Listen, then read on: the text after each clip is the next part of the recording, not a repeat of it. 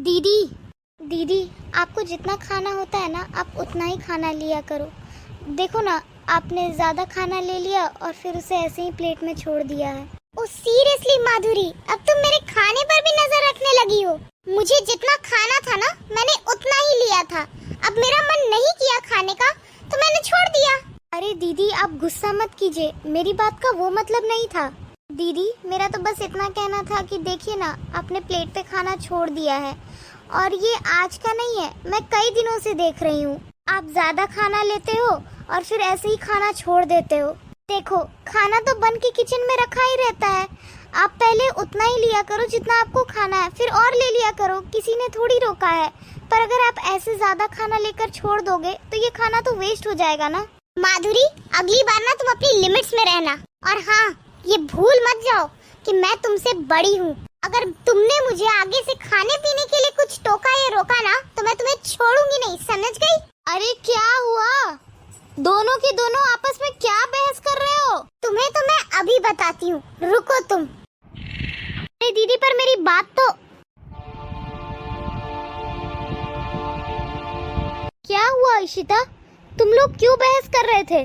Mummy जी, कह दीजिए इससे कि ये घर की ना छोटी बहू है, तो अपनी लिमिट्स में रहे। अरे मम्मी जी, मेरे खाने पीने पे नजर रखने लगी है अब ये। क्या मैं इससे खाना पीना पूछ कर खाऊंगी क्या?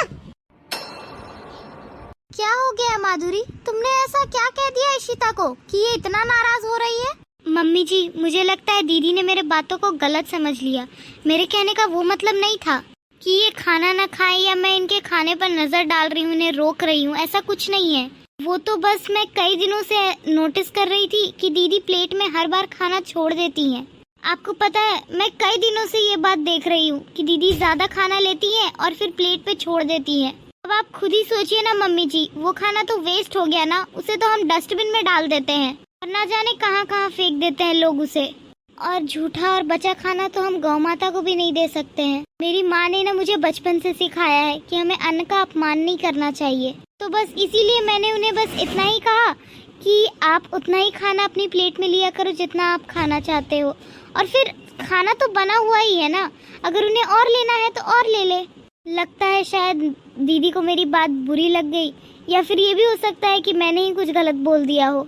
और दीदी, अगर आपको मेरी बात बुरी लगी हो तो सच में मेरा कोई ऐसा इंटेंशन नहीं था, आप मुझे माफ कर दीजिए। नहीं नहीं माधुरी, तुम्हें माफी मांगने की कोई जरूरत नहीं है। अगर मैं तुम्हारी जगह होती तो मैं भी यही करती। तुम्हारी कोई गलती नहीं है, फिर तुम क्यों माफी मांग रही हो? और इशिता, तुम मुझे समझाओ कि इस तरीके से खाने का अपमान कौन करता है? अरे तुम्हें जितना खाना खाना है प्लेट में उतना ही लो, और अगर कम पड़ता है तो तुम दोबारा भी तो ले सकती हो ना। इस तरीके से खाने का अपमान करके उसको वेस्ट करने का क्या मतलब होता है? और तुम्हें पता है ना कि इस तरीके का झूठा खाना हम किसी को दे भी नहीं सकते। अरे कम से कम किसी को खाना देंगे तो दुआएं तो मिलेंगी ना। तो फिर तुम ऐसा क्यों करती हो?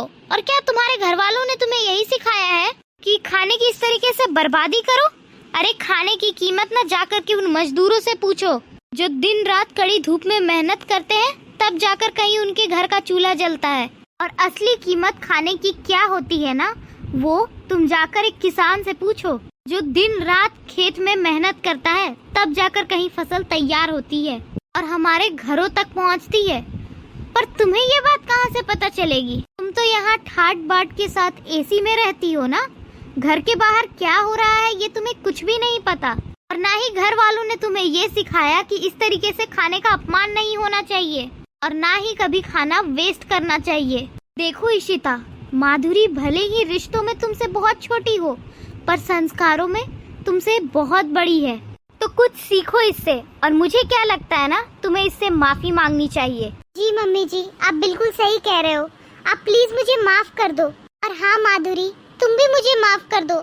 मैंने तुमसे न जाने कितनी बदतमीजी से बात करी है। और मम्मी जी का कहना बिल्कुल सही है कि रिश्ते में भले ही मैं तुमसे बड़ी हूँ, पर संस्कारों में तुम सबसे बड़ी निकली। और प्लीज मुझे माफ कर दो। अरे नहीं नहीं दीदी, आप ऐसे माफी मत मांगो। आपको अपनी गलती का एहसास हो गया, वही बहुत बड़ी बात है। हाँ, लेकिन आपको एक बात कहूँ, आइंदा से कभी भी अन्न का अपमान मत कीजिएगा, क्योंकि अन्न को उगाने वाला बहुत मेहनत करता है इसमें, और हम इस तरीके से उसकी मेहनत को वेस्ट नहीं कर सकते। मैं समझ गई। Guys, for more such videos, do like and subscribe the channel and share these videos and shorts with your friends and family.